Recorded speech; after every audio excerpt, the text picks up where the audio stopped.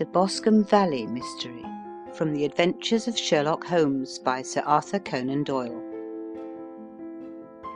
We were seated at breakfast one morning, my wife and I, when the maid brought in a telegram.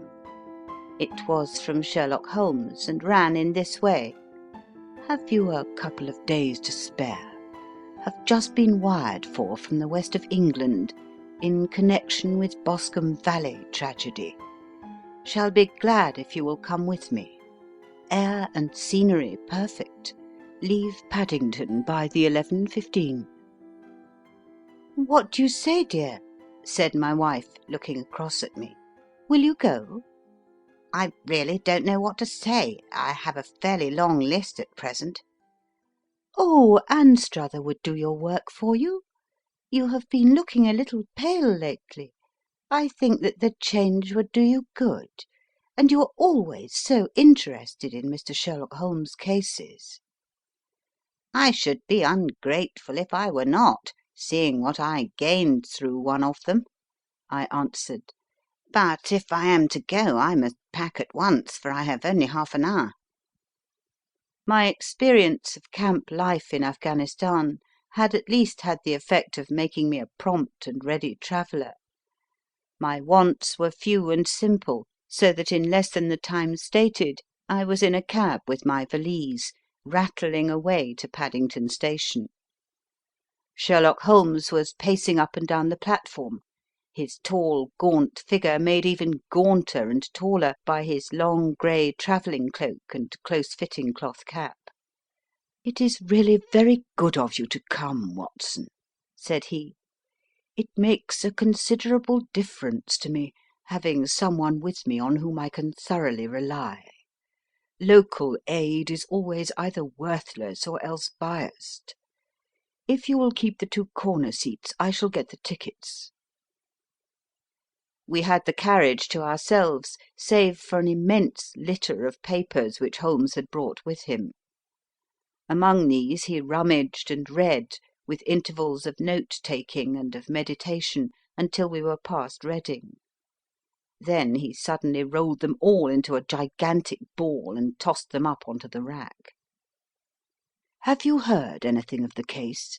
he asked. "Not a word. I have not seen a paper for some days." "The London press has not had very full accounts. I have just been looking through all the recent papers in order to master the particulars.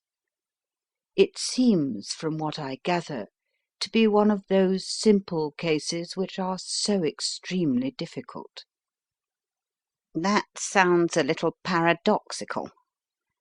"But it is profoundly true. Singularity is almost invariably a clue. The more featureless and commonplace a crime is, the more difficult it is to bring it home. In this case, however, they have established a very serious case against the son of the murdered man." "It is a murder, then?" "Well, it is conjectured to be so. I shall take nothing for granted until I have the opportunity of looking personally into it. I will explain the state of things to you, as far as I have been able to understand it, in a very few words. Boscombe Valley is a country district not very far from Ross in Herefordshire. The largest landed proprietor in that part is a Mr. John Turner, who made his money in Australia and returned some years ago to the old country. One of the farms which he held, that of Hatherley, was let to Mr. Charles McCarthy, who was also an ex-Australian. The men had known each other in the colonies, so that it was not unnatural that when they came to settle down they should do so as near each other as possible. Turner was apparently the richer man, so McCarthy became his tenant, but still remained, it seems, upon terms of perfect equality, as they were frequently together. McCarthy had one son, a lad of 18, and Turner had an only daughter of the same age, but neither of them had wives living. They appear to have avoided the society of the neighbouring English families, and to have led retired lives, though both the McCarthys were fond of sport, and were frequently seen at the race meetings of the neighbourhood. McCarthy kept 2 servants, a man and a girl. Turner had a considerable household, some half-dozen at the least. That is as much as I have been able to gather about the families. Now for the facts. On June 3rd, that is on Monday last, McCarthy left his house at Hatherley about 3 in the afternoon, and walked down to the Boscombe Pool, which is a small lake formed by the spreading out of the stream which runs down the Boscombe Valley. He had been out with his serving man in the morning at Ross, and he had told the man that he must hurry, as he had an appointment of importance to keep at 3. From that appointment he never came back alive. From Hatherley farmhouse to the Boscombe Pool is 1/4 mile, and 2 people saw him as he passed over this ground. One was an old woman, whose name is not mentioned, and the other was William Crowder, a gamekeeper in the employ of Mr. Turner. Both these witnesses depose that Mr. McCarthy was walking alone. The gamekeeper adds that within a few minutes of his seeing Mr. McCarthy pass, he had seen his son, Mr. James McCarthy, going the same way with a gun under his arm. To the best of his belief, the father was actually in sight at the time, and the son was following him. He thought no more of the matter until he heard in the evening of the tragedy that had occurred. The 2 McCarthys were seen after the time when William Crowder, the gamekeeper, lost sight of them. The Boscombe Pool is thickly wooded round, with just a fringe of grass and of reeds round the edge. A girl of 14, Patience Moran, who is the daughter of the lodge-keeper of the Boscombe Valley estate, was in one of the woods picking flowers. She states that while she was there, she saw at the border of the wood and close by the lake Mr. McCarthy and his son, and that they appeared to be having a violent quarrel. She heard Mr. McCarthy the elder using very strong language to his son, and she saw the latter raise up his hand as if to strike his father. She was so frightened by their violence that she ran away and told her mother when she reached home that she had left the 2 McCarthys quarrelling near Boscombe Pool, and that she was afraid that they were going to fight. She had hardly said the words when young Mr. McCarthy came running up to the lodge to say that he had found his father dead in the wood, and to ask for the help of the lodge-keeper. He was much excited, without either his gun or his hat, and his right hand and sleeve were observed to be stained with fresh blood. On following him they found the dead body stretched out upon the grass beside the pool. The head had been beaten in by repeated blows of some heavy and blunt weapon. The injuries were such as might very well have been inflicted by the butt end of his son's gun, which was found lying on the grass within a few paces of the body. Under these circumstances the young man was instantly arrested, and a verdict of wilful murder having been returned at the inquest on Tuesday, he was on Wednesday brought before the magistrates at Ross, who have referred the case to the next assizes. Those are the main facts of the case as they came out before the coroner and the police court. I could hardly imagine a more damning case, I remarked.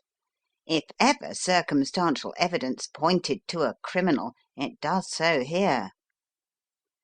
Circumstantial evidence is a very tricky thing. answered Holmes thoughtfully. It may seem to point very straight to one thing, but if you shift your own point of view a little, you may find it pointing in an equally uncompromising manner to something entirely different. It must be confessed, however, that the case looks exceedingly grave against the young man, and it is very possible that he is indeed the culprit. There are several people in the neighbourhood, however, and among them Miss Turner, the daughter of the neighbouring landowner, who believe in his innocence, and who have retained Lestrade, whom you may recollect in connection with the study in scarlet, to work out the case in his interest. Lestrade, being rather puzzled, has referred the case to me, and hence it is that two middle-aged gentlemen are flying westward at 50 miles an hour, instead of quietly digesting their breakfasts at home. I am afraid, said I, that the facts are so obvious that you will find little credit to be gained out of this case. There is nothing more deceptive than an obvious fact, he answered, laughing. Besides, we may chance to hit upon some other obvious facts, which may have been by no means obvious to Mr. Lestrade. You know me too well to think that I am boasting when I say that I shall either confirm or destroy his theory by means which he is quite incapable of employing or even of understanding. To take the first example to hand, I very clearly perceive that in your bedroom the window is upon the right-hand side, and yet I question whether Mr. Lestrade would have noted even so self-evident a thing as that. How on earth? My dear fellow, I know you well. I know the military neatness which characterizes you. You shave every morning, and in this season you shave by the sunlight. But since your shaving is less and less complete as we get farther back on the left side, until it becomes positively slovenly as we get round the angle of the jaw, it is surely very clear that that side is less illuminated than the other. I could not imagine a man of your habits looking at himself in an equal light and being satisfied with such a result. I only quote this as a trivial example of observation and inference. Therein lies my métier, and it is just possible that it may be of some service in the investigation which lies before us. There are one or two minor points which were brought out in the inquest, and which are worth considering. What are they? It appears that his arrest did not take place at once, but after the return to Hatherley Farm. On the Inspector of Constabulary informing him that he was a prisoner, he remarked that he was not surprised to hear it, and that it was no more than his deserts. This observation of his had the natural effect of removing any traces of doubt which might have remained in the minds of the coroner's jury. It was a confession, I ejaculated. No, for it was followed by a protestation of innocence. Coming on the top of such a damning series of events, it was at least a most suspicious remark. On the contrary, said Holmes, it is the brightest rift which I can at present see in the clouds. However innocent he might be, he could not be such an absolute imbecile as not to see that the circumstances were very black against him. Had he appeared surprised at his own arrest, or feigned indignation at it, I should have looked upon it as highly suspicious, because such surprise or anger would not be natural under the circumstances, and yet might appear to be the best policy to a scheming man. His frank acceptance of the situation marks him as either an innocent man, or else as a man of considerable self-restraint and firmness.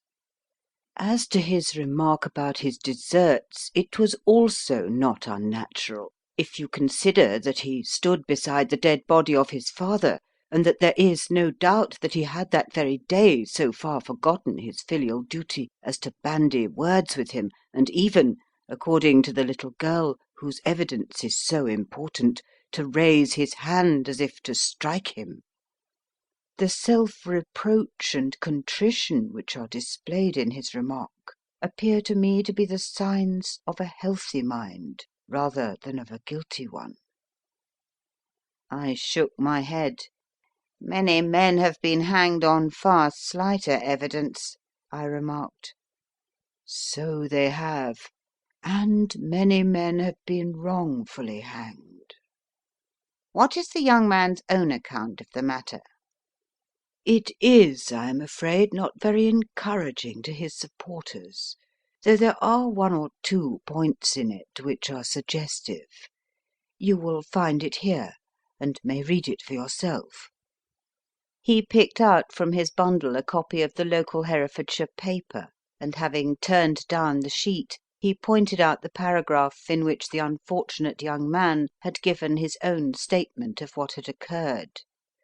I settled myself down in the corner of the carriage and read it very carefully. It ran in this way: Mr. James McCarthy, the only son of the deceased, was then called, and gave evidence as follows: "I had been away from home for 3 days at Bristol, and had only just returned upon the morning of last Monday, the 3rd. My father was absent from home at the time of my arrival, and I was informed by the maid that he had driven over to Ross with John Cobb, the groom. Shortly after my return I heard the wheels of his trap in the yard, and looking out of my window I saw him get out and walk rapidly out of the yard, though I was not aware in which direction he was going. I then took my gun and strolled out in the direction of the Boscombe pool, with the intention of visiting the rabbit warren, which is upon the other side. On my way I saw William Crowder, the gamekeeper, as he had stated in his evidence, but he is mistaken in thinking that I was following my father. I had no idea that he was in front of me. When about 100 yards from the pool I heard a cry of coo-ee, which is a usual signal between my father and myself. I then hurried forward and found him standing by the pool. He appeared to be much surprised at seeing me, and asked me rather roughly what I was doing there. A conversation ensued which led to high words, and almost to blows, for my father was a man of a very violent temper. Seeing that his passion was becoming ungovernable, I left him and returned towards Hatherley Farm. I had not gone more than 150 yards, however, when I heard a hideous outcry behind me, which caused me to run back again. I found my father expiring upon the ground, with his head terribly injured. I dropped my gun and held him in my arms, but he almost instantly expired. I knelt beside him for some minutes, and then made my way to Mr. Turner's lodge keeper, his house being the nearest, to ask for assistance. I saw no one near my father when I returned, and I have no idea how he came by his injuries. He was not a popular man, being somewhat cold and forbidding in his manners, but he had, as far as I know, no active enemies. I know nothing further of the matter." The Coroner: Did your father make any statement to you before he died? Witness: He mumbled a few words, but I could only catch some allusion to a rat. The Coroner: What did you understand by that? Witness: It conveyed no meaning to me. I thought that he was delirious. The Coroner: What was the point upon which you and your father had this final quarrel? Witness: I should prefer not to answer. The Coroner: I am afraid that I must press it. Witness: It is really impossible for me to tell you. I can assure you that it has nothing to do with the sad tragedy which followed." The Coroner: "That is for the court to decide. I need not point out to you that your refusal to answer will prejudice your case considerably in any future proceedings which may arise." Witness: "I must still refuse."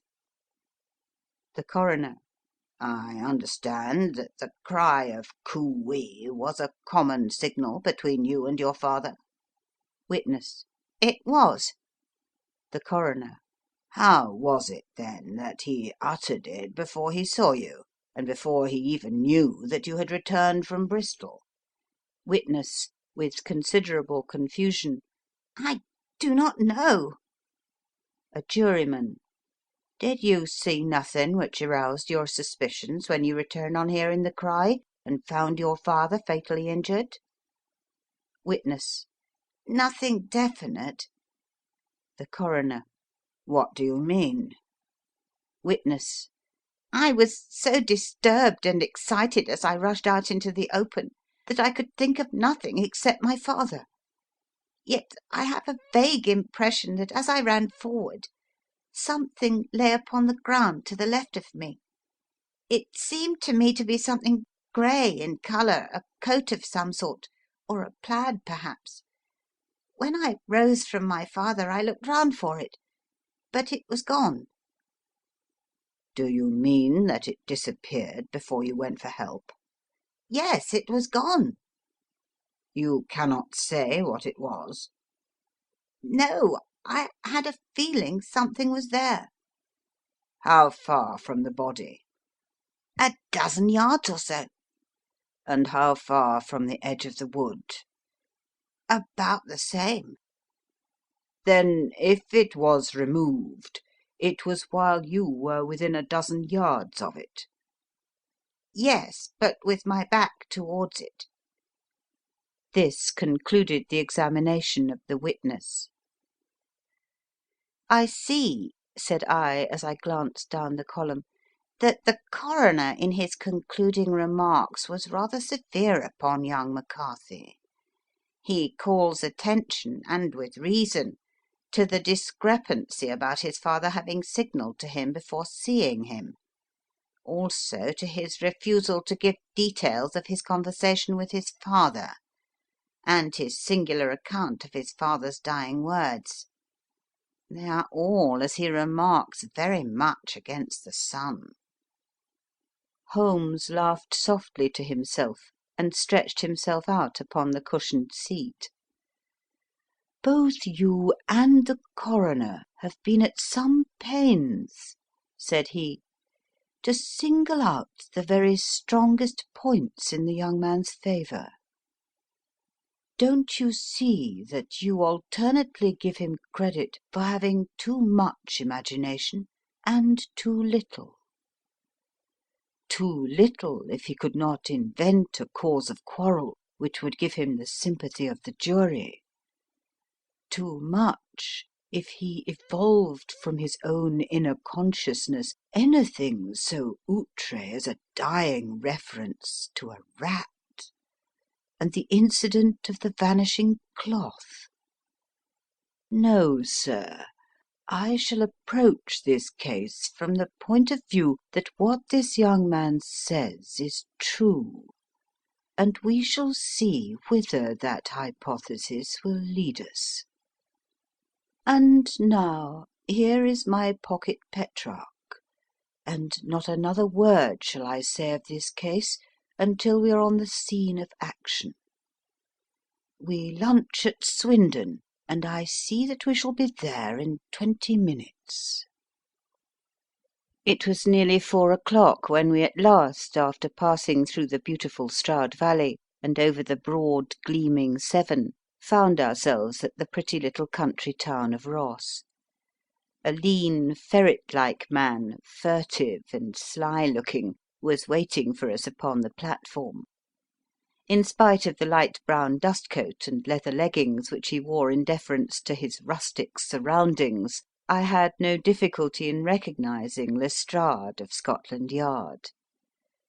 With him we drove to the Hereford Arms, where a room had already been engaged for us. "I have ordered a carriage," said Lestrade, as we sat over a cup of tea. "I knew your energetic nature, and that you would not be happy until you had been on the scene of the crime." "It was very nice and complimentary of you," Holmes answered. "It is entirely a question of barometric pressure." Lestrade looked startled. "I do not quite follow," he said. "How is the glass? 29, I see. No wind and not a cloud in the sky. I have a case full of cigarettes here which need smoking, and the sofa is very much superior to the usual country hotel abomination. I do not think that it is probable that I shall use the carriage to-night." Lestrade laughed indulgently. "You have no doubt already formed your conclusions from the newspapers," he said. "The case is as plain as a pikestaff, and the more one goes into it, the plainer it becomes. Still, of course, one can't refuse a lady, and such a very positive one, too. She has heard of you, and would have your opinion, though I repeatedly told her that there was nothing which you could do which I had not already done. Why, bless my soul, here is her carriage at the door."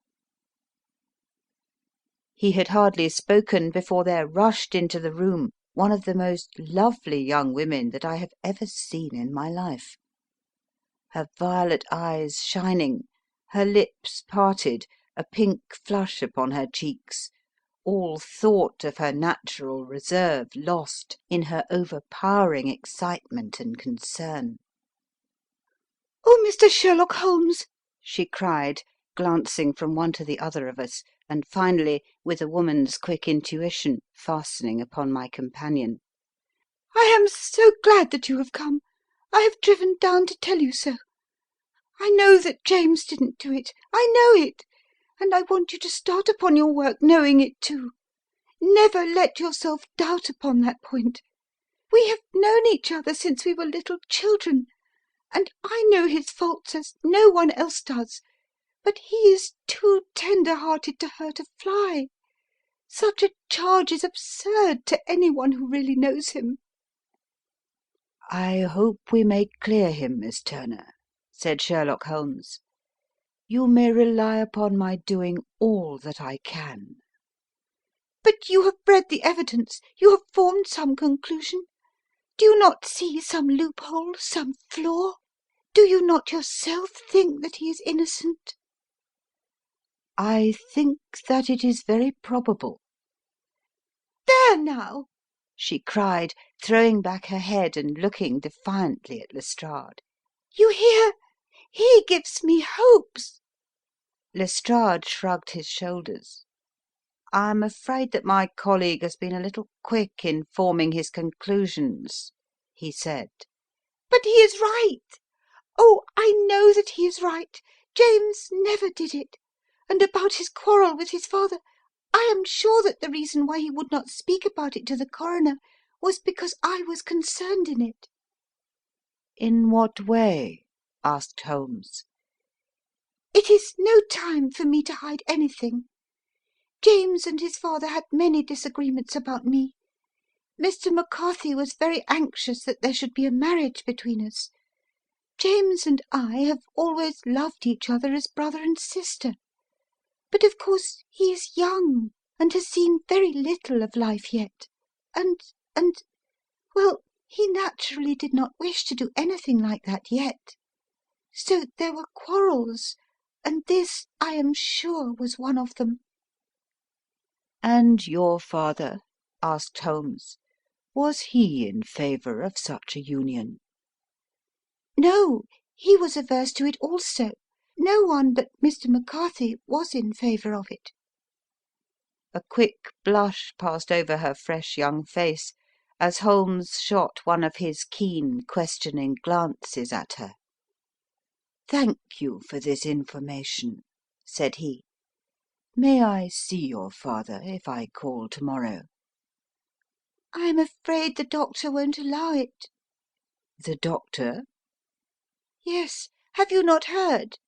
Poor father has never been strong for years back, but this has broken him down completely. He has taken to his bed, and Dr. Willow says that he is a wreck, and that his nervous system is shattered.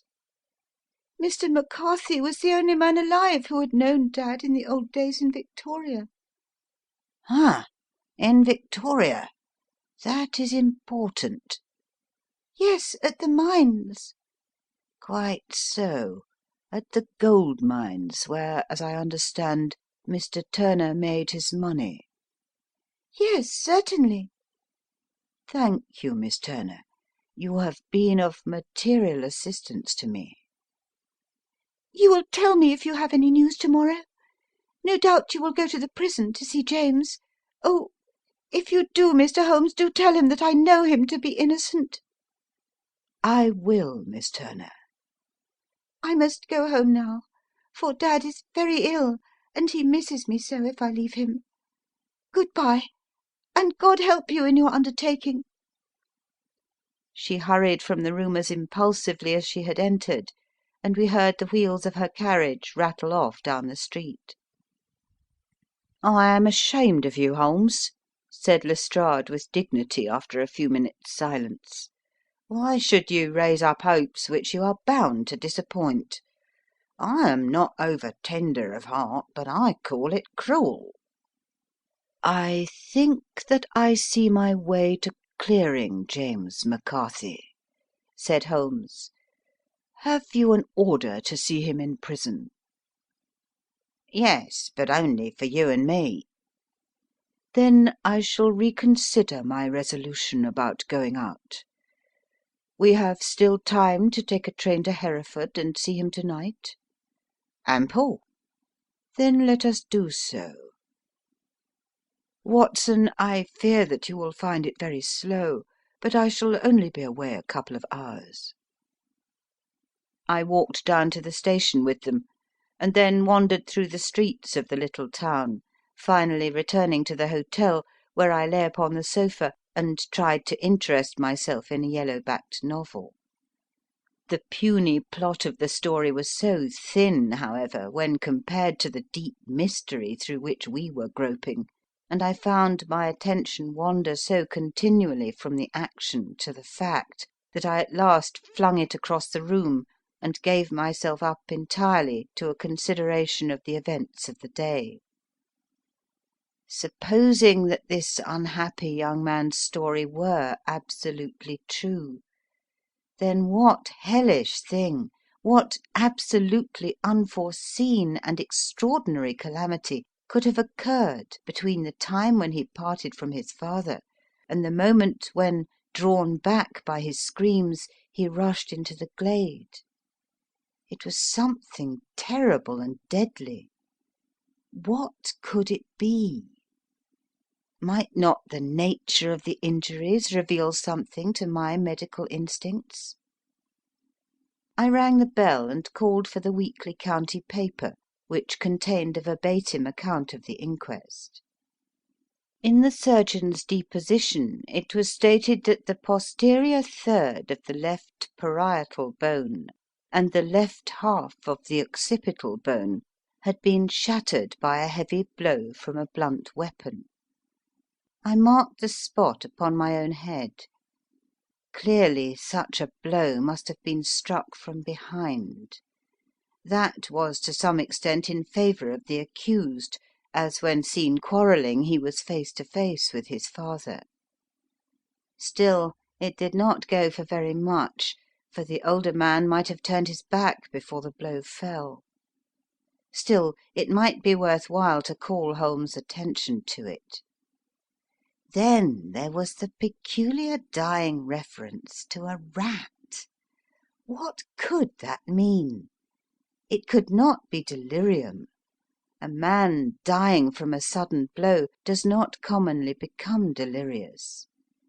No, it was more likely to be an attempt to explain how he met his fate. But what could it indicate? I cudgelled my brains to find some possible explanation. And then the incident of the grey cloth seen by young McCarthy.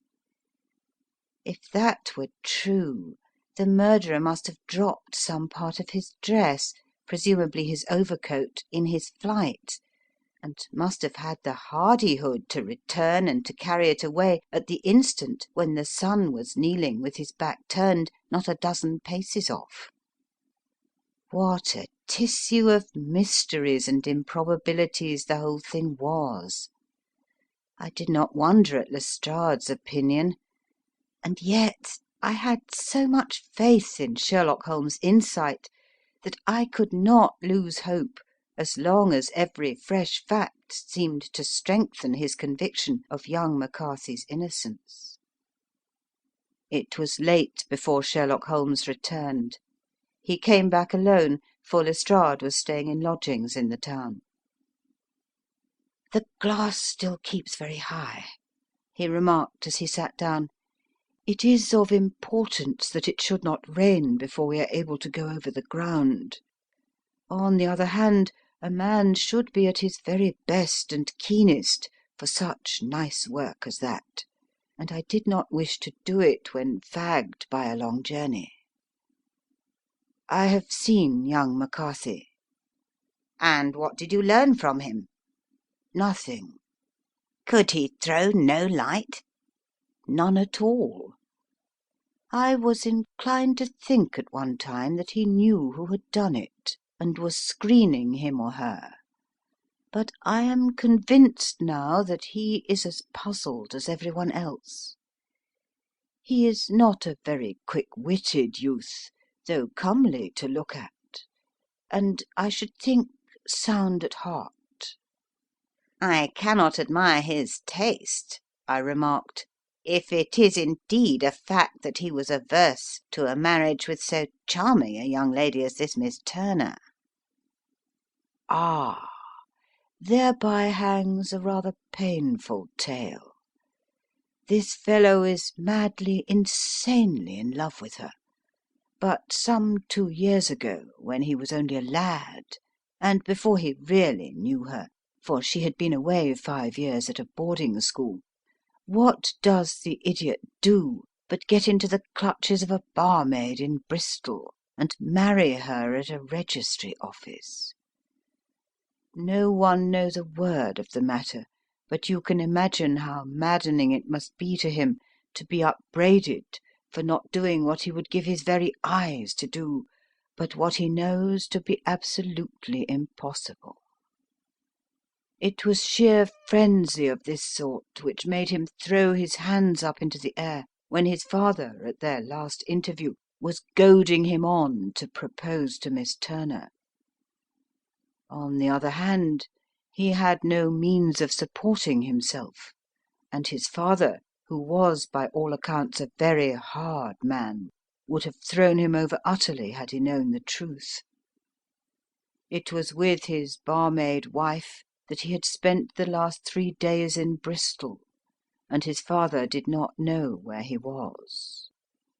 Mark that point. It is of importance. Good has come out of evil, however, for the barmaid, finding from the papers that he is in serious trouble and likely to be hanged, has thrown him over utterly, and has written to him to say that she has a husband already in the Bermuda dockyard, so that there is really no tie between them. I think that that bit of news has consoled young McCarthy for all that he has suffered. "But if he is innocent, who has done it?" Ah, who? I would call your attention very particularly to 2 points. One is that the murdered man had an appointment with someone at the pool, and that the someone could not have been his son, for his son was away, and he did not know when he would return. The second is that the murdered man was heard to cry coo-ee before he knew that his son had returned. those are the crucial points upon which the case depends. And now let us talk about George Meredith, if you please, and we shall leave all minor matters until tomorrow." There was no rain, as Holmes had foretold, and the morning broke bright and cloudless. At 9 o'clock Lestrade called for us with the carriage, and we set off for Hatherley Farm and the Boscombe Pool. "There is serious news this morning," Lestrade observed. "It is said that Mr. Turner of the Hall is so ill that his life is despaired of." "An elderly man, I presume?" said Holmes. "About 60, but his constitution has been shattered by his life abroad, and he has been in failing health for some time. This business has had a very bad effect upon him. He was an old friend of McCarthy's, and, I may add, a great benefactor to him, for I have learned that he gave him Hatherley Farm rent free." "Indeed, that is interesting," said Holmes. "Oh, yes, in 100 other ways he has helped him. Everybody about here speaks of his kindness to him." "Really? Does it not strike you as a little singular that this McCarthy, who appears to have had little of his own, and to have been under such obligations to Turner, should still talk of marrying his son to Turner's daughter, who is presumably heiress to the estate, and that in such a very cocksure manner, as if it were merely a case of a proposal and all else would follow? It is the more strange since we know that Turner himself was averse to the idea. The daughter told us as much. Do you not deduce something from that?" "Oh, we have got to the deductions and the inferences," said Lestrade, winking at me. "I find it hard enough to tackle facts, Holmes, without flying away after theories and fancies." "You are right," said Holmes demurely. "You do find it very hard to tackle the facts." "Anyhow, I have grasped one fact which you seem to find it difficult to get hold of," replied Lestrade with some warmth. "And that is?" "That McCarthy senior met his death from McCarthy junior, and that all theories to the contrary are the merest moonshine." "Well, moonshine is a brighter thing than fog," said Holmes, laughing. "But I am very much mistaken if this is not Hatherley Farm upon the left." "Yes, that is it." It was a widespread, comfortable looking building, 2-storied, slate roofed, with great yellow blotches of lichen upon the grey walls. The drawn blinds and the smokeless chimneys, however, gave it a stricken look, as though the weight of this horror still lay heavy upon it. We called at the door, when the maid, at Holmes' request, showed us the boots which her master wore at the time of his death, and also a pair of the son's, though not the pair which he had then had. Having measured these very carefully from 7 or 8 different points, Holmes desired to be led to the courtyard, from which we all followed the winding track which led to Boscombe Pool. Sherlock Holmes was transformed when he was hot upon such a scent as this. Men who had only known the quiet thinker and logician of Baker Street would have failed to recognise him. His face flushed and darkened, his brows were drawn into 2 hard black lines, while his eyes shone out from beneath them with a steely glitter. His face was bent downward, his shoulders bowed, his lips compressed, and the veins stood out like whipcord in his long sinewy neck. His nostrils seemed to dilate with a purely animal lust for the chase, and his mind was so absolutely concentrated upon the matter before him that a question or remark fell unheeded upon his ears, or, at the most, only provoked a quick, impatient snarl in reply. Swiftly and silently he made his way along the track which ran through the meadows, and so by way of the woods to the Boscombe pool.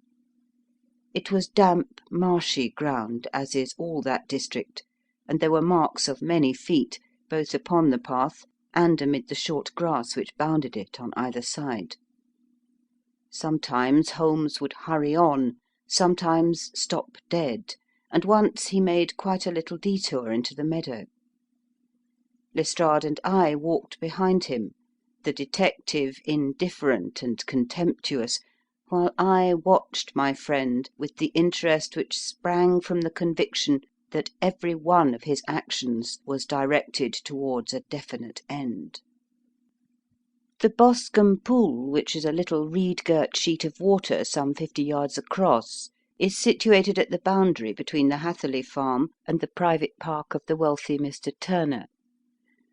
Above the woods which lined it upon the farther side we could see the red jutting pinnacles which marked the site of the rich landowner's dwelling.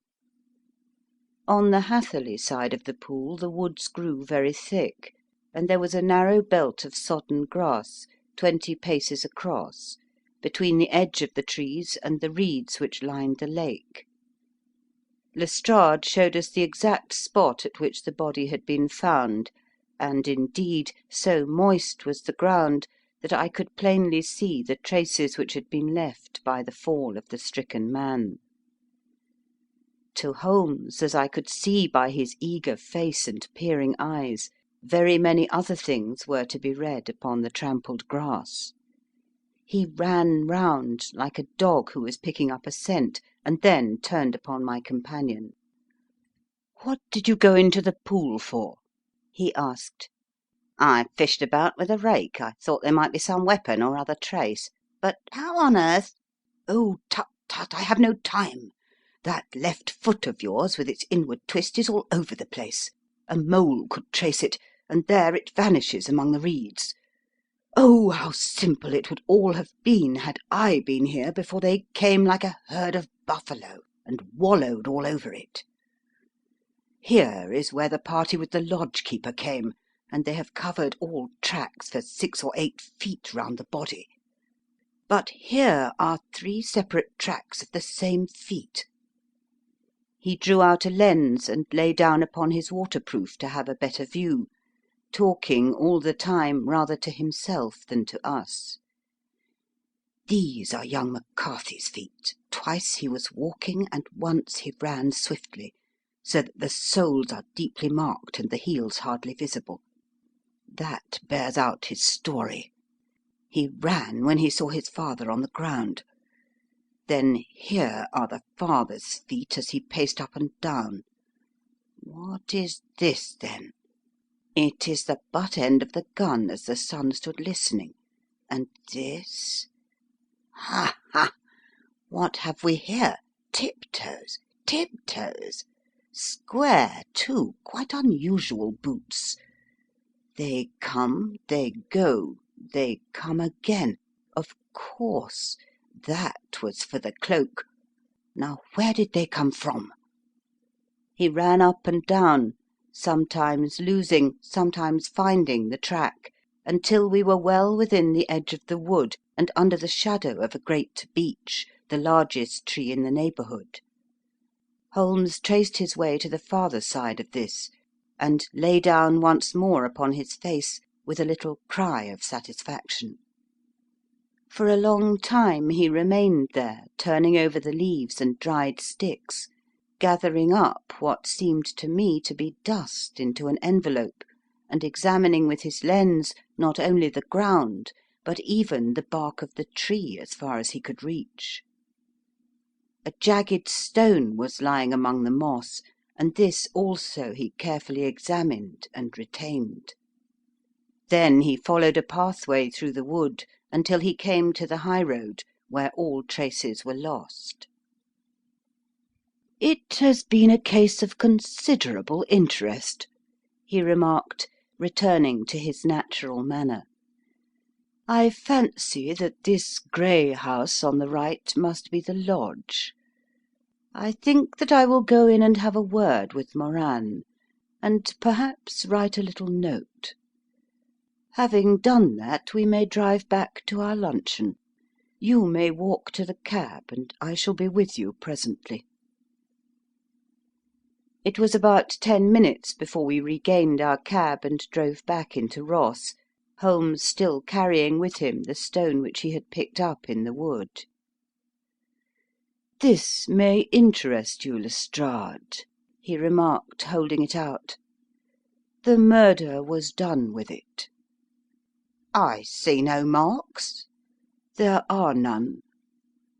How do you know, then? "The grass was growing under it. It had only lain there a few days. There was no sign of a place whence it had been taken. It corresponds with the injuries. There is no sign of any other weapon." And the murderer? "Is a tall man, left-handed, limps with the right leg, wears thick-soled shooting boots and a grey cloak, smokes Indian cigars, uses a cigar-holder, and carries a blunt penknife in his pocket. There are several other indications, but these may be enough to aid us in our search." Lestrade laughed. I am afraid that I am still a sceptic, he said.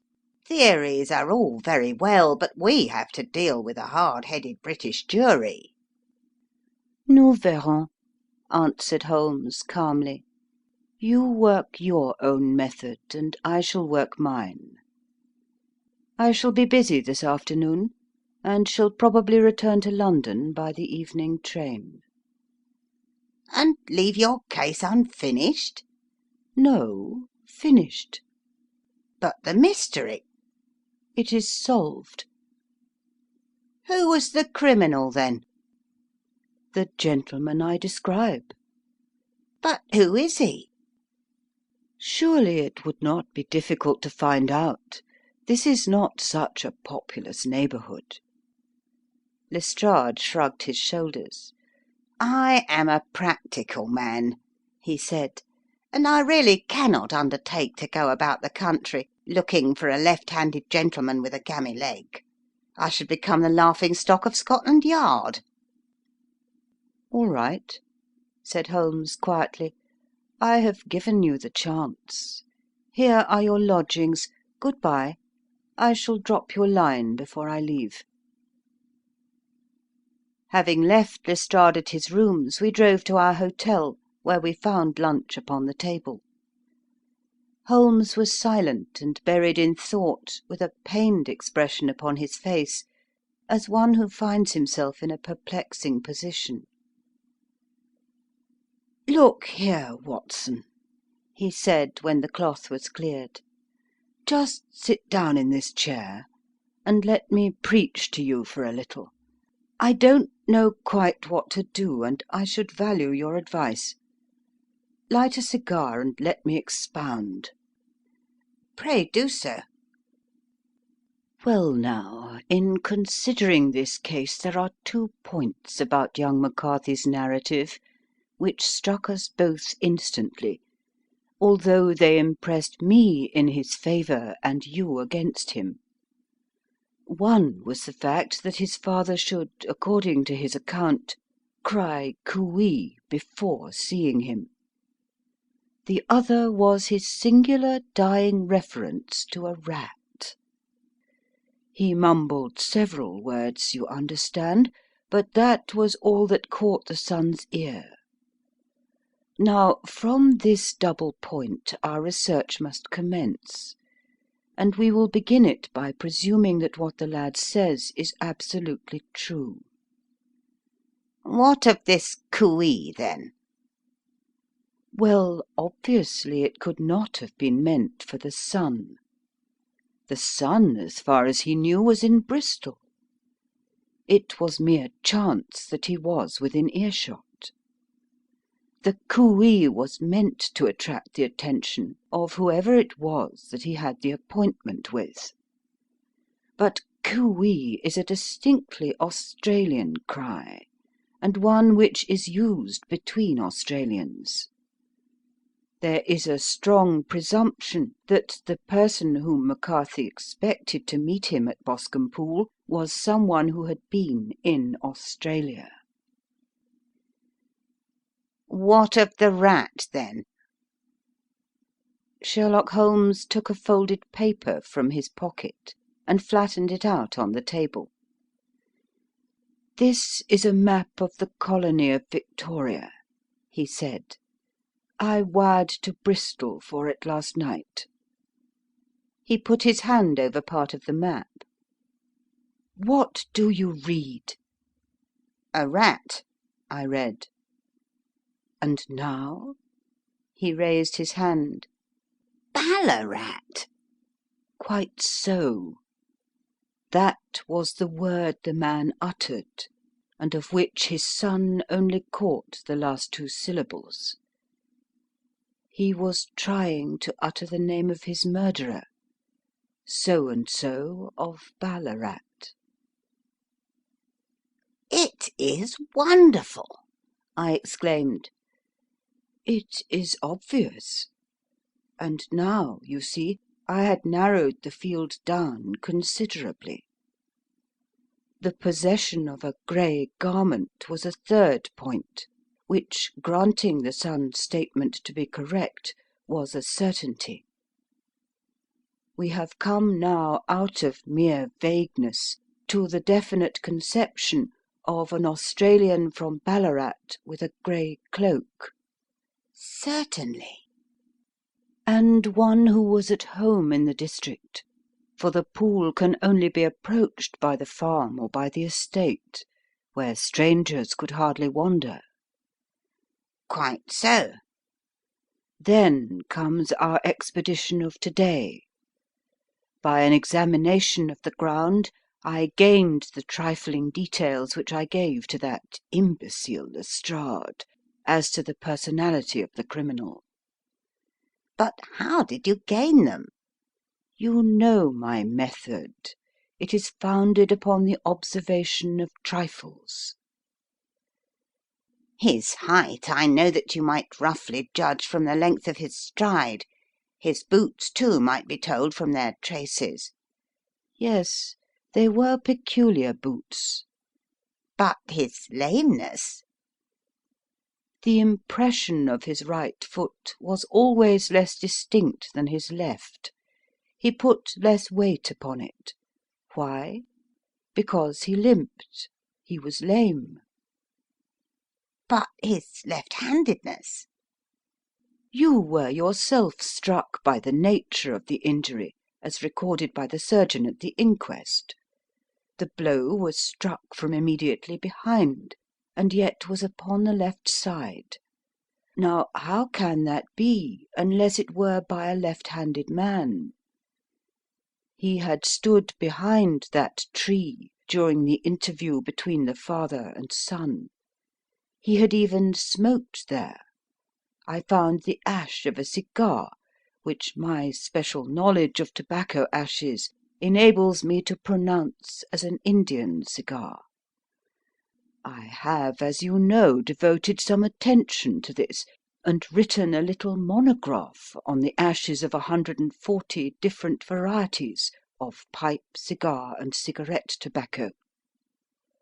Having found the ash, I then looked round and discovered the stump among the moss where he had tossed it. It was an Indian cigar, of the variety which are rolled in Rotterdam." And the cigar holder? I could see that the end had not been in his mouth, therefore he used a holder. The tip had been cut off, not bitten off, but the cut was not a clean one, so I deduced a blunt penknife. "Holmes," I said, "you have drawn a net round this man from which he cannot escape, and you have saved an innocent human life as truly as if you had cut the cord which was hanging him. I see the direction in which all this points. The culprit is—" "Mr. John Turner," cried the hotel waiter, opening the door of our sitting room and ushering in a visitor. The man who entered was a strange and impressive figure. His slow, limping step and bowed shoulders gave the appearance of decrepitude, and yet his hard, deep-lined, craggy features and his enormous limbs showed that he was possessed of unusual strength of body and of character. His tangled beard, grizzled hair, and outstanding drooping eyebrows combined to give an air of dignity and power to his appearance, but his face was of an ashen white, while his lips and the corners of his nostrils were tinged with a shade of blue. It was clear to me at a glance that he was in the grip of some deadly and chronic disease.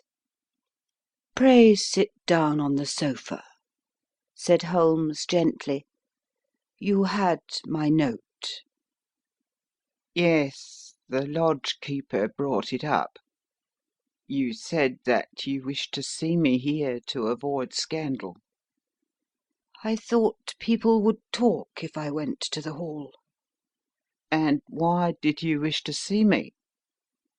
He looked across at my companion with despair in his weary eyes, as though his question was already answered. "Yes," said Holmes, answering the look rather than the words. "It is so. I know all about McCarthy." The old man sank his face in his hands. God help me, He cried. but I would not have let the young man come to harm. I give you my word that I would have spoken out if it went against him at the assizes. "I am glad to hear you say so," said Holmes gravely. I would have spoken now had it not been for my dear girl. It would break her heart. It will break her heart when she hears that I'm arrested. "It may not come to that," said Holmes. What? "I am no official agent. I understand that it was your daughter who required my presence here, and I am acting in her interests. Young McCarthy must be got off, however." I am a dying man, said old Turner. I have had diabetes for years. My doctor says it is a question whether I shall live a month. Yet I would rather die under my own roof than in a jail. Holmes rose and sat down at the table with his pen in his hand and a bundle of paper before him. "Just tell us the truth," he said. "I shall jot down the facts. You will sign it, and Watson here can witness it. Then I could produce your confession at the last extremity to save young McCarthy. I promise you that I shall not use it unless it is absolutely needed." It's as well, said the old man. It's a question whether I shall live to the assizes, so it matters little to me. But I should wish to spare Alice the shock. And now I will make the thing clear to you. It has been a long time in the acting, but will not take me long to tell. You didn't know this dead man, McCarthy. He was a devil incarnate. I tell you that. God keep you out of the clutches of such a man as he. His grip has been upon me these 20 years, and he has blasted my life. I'll tell you first how I came to be in his power. It was in the early 60s at the diggings. I was a young chap then, hot-blooded and reckless, ready to turn my hand at anything. I got among bad companions, took to drink, had no luck with my claim, took to the bush, and, in a word, became what you would call over here a highway robber. There were 6 of us, and we had a wild free life of it, sticking up a station from time to time or stopping the wagons on the road to the diggings. Black Jack of Ballarat was the name I went under, and our party is still remembered in the colony as the Ballarat Gang. One day a gold convoy came down from Ballarat to Melbourne, and we lay in wait for it and attacked it. There were 6 troopers and 6 of us, so it was a close thing, but we emptied 4 of their saddles at the first volley. 3 of our boys were killed, however, before we got the swag. I put my pistol to the head of the wagon driver, who was this very man McCarthy. I wished to the Lord that I had shot him then, but I spared him, though I saw his wicked little eyes fixed on my face, as though to remember every feature. We got away with the gold, became wealthy men, and made our way over to England without being suspected. There I parted from my old pals, and determined to settle down to a quiet and respectable life. I bought this estate, which chanced to be in the market, and I set myself to do a little good with my money, to make up for the way in which I had earned it. I married too, and though my wife died young, she left me my dear little Alice. Even when she was just a baby, her wee hand seemed to lead me down the right path as nothing else had ever done. In a word, I turned over a new leaf, and did my best to make up for the past. All was going well when McCarthy laid his grip upon me. I had gone up to town about an investment, and I met him in Regent Street, with hardly a coat to his back or a boot to his foot.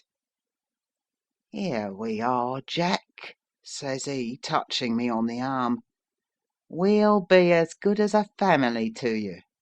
There's 2 of us, me and my son, and you can have the keeping of us. If you don't, it's a fine law-abiding country, is England, and there's always a policeman within hail." Well, down they came to the West Country. There was no shaking them off, and there they have lived rent-free on my best land ever since. There was no rest for me, no peace, no forgetfulness. Turn where I would, there was his cunning, grinning face at my elbow. It grew worse as Alice grew up, for he soon saw I was more afraid of her knowing my past than of the police. Whatever he wanted he must have, and whatever it was I gave him without question. Land, money, houses, until at last he asked a thing which I could not give. He asked for Alice. His son, you see, had grown up, and so had my girl, and as I was known to be in weak health, it seemed a fine stroke to him that his lad should step into the whole property. But there I was firm. I would not have his cursed stock mixed with mine.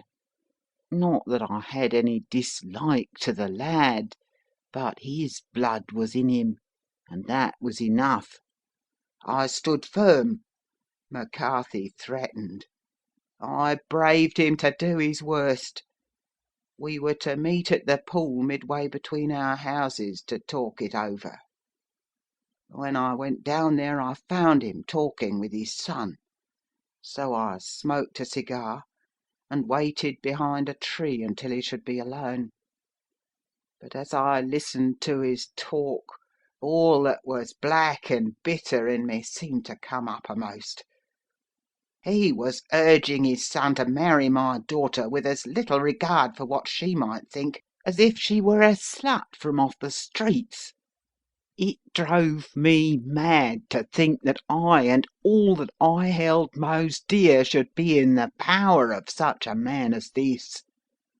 Could I not snap the bond? I was already a dying and a desperate man. Though clear of mind and fairly strong of limb, I knew that my own fate was sealed. But my memory and my girl, both could be saved if I could but silence that foul tongue. I did it, Mr. Holmes. I would do it again. Deeply as I have sinned, I have led a life of martyrdom to atone for it. But that my girl should be entangled in the same meshes which held me was more than I could suffer.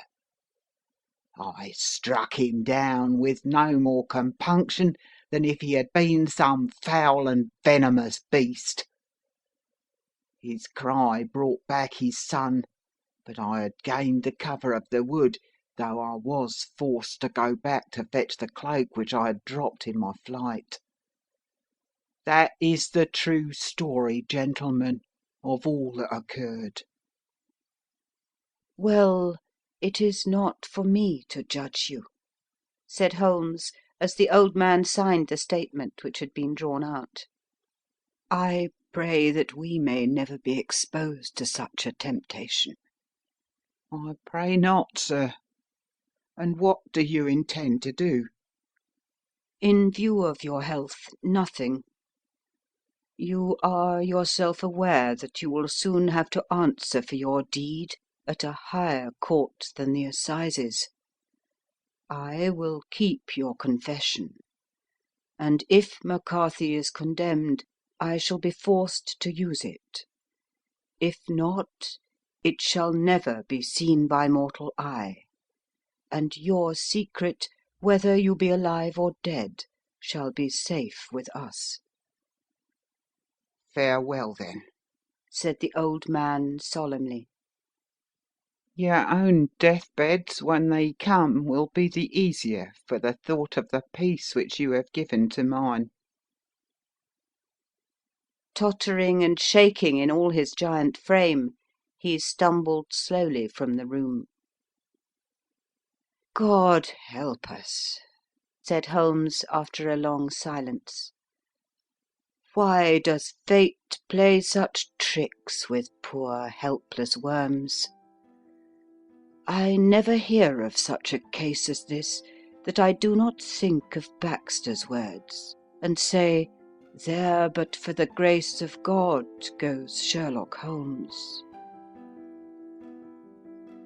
James McCarthy was acquitted at the assizes on the strength of a number of objections which had been drawn out by Holmes and submitted to the defending counsel.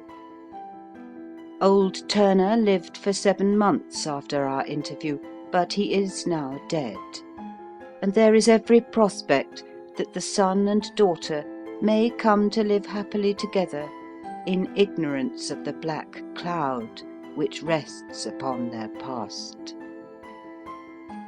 End of Adventure 4, The Boscombe Valley Mystery. Recording by Ruth Golding.